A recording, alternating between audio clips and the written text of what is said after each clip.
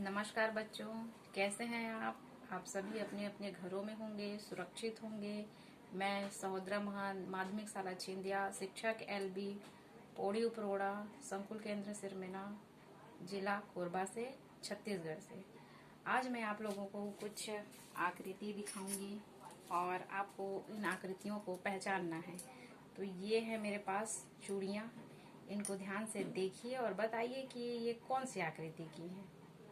तो आप समझ गए होंगे कि ये एक गोल आकृति की है और आज मैं इसी से संबंधित आप लोगों को पढ़ाने वाली हूँ। तो समझ में आ गया होगा कि मैं क्या पढ़ाने वाली हूँ। आज हम पढ़ेंगे वृत्त। तो सबसे पहले हम वृत्त की परिभाषा को पढ़ेंगे, उसको जानेंगे और समझेंगे। वृत्त की परिभाषा है, किसी समतल में बनी गोल आकृति को वृत्त कहते हैं या किसी निश्चित दूरी से समान दूरी पर स्थित बिंदु के समूह को वृत्त कहते हैं। इनकी दो तरह से परिभाषित कर सकते हैं। किसी समतल में बनी गोल आकृति को वृत्त कहते हैं या किसी बिंदु से निश्चित दूरी पर स्थित बिंदुओं के समूह को भी वृत्त कहते हैं। इसके अवयव हैं, पहला है केंद्र, दूसरा है परिधि, तीसरा है त्रिज्या, चौथा है जीवा और पांचवा है व्यास। तो हम सबसे पहले केंद्र को समझेंगे।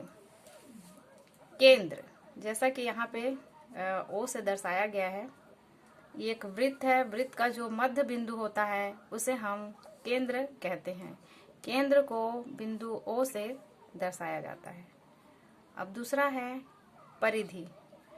परिधि, जैसे कि चित्र में देख सकते हैं कि परिधि क्या है और इसको हम कैसे परिभाषित करेंगे।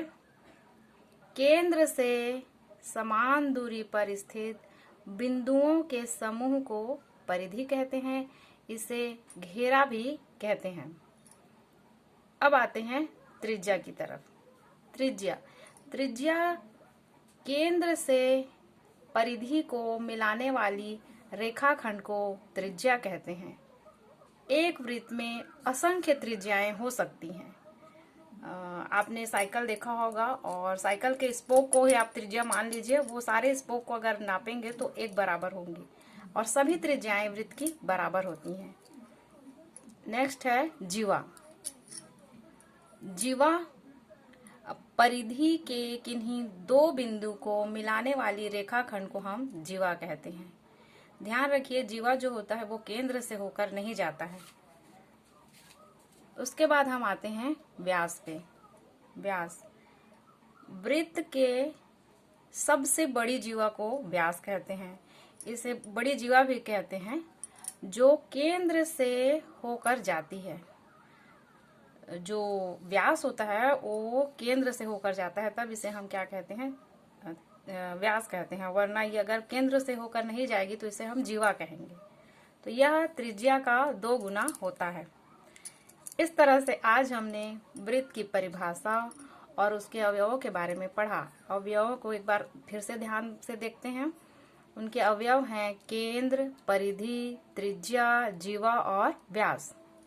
आशा करती हूँ आज आप लोगों को वृत्त और उसके अवयव के बारे में अच्छी तरह से समझ में आ गया होगा और इसी शुभकामना के साथ नमस्कार।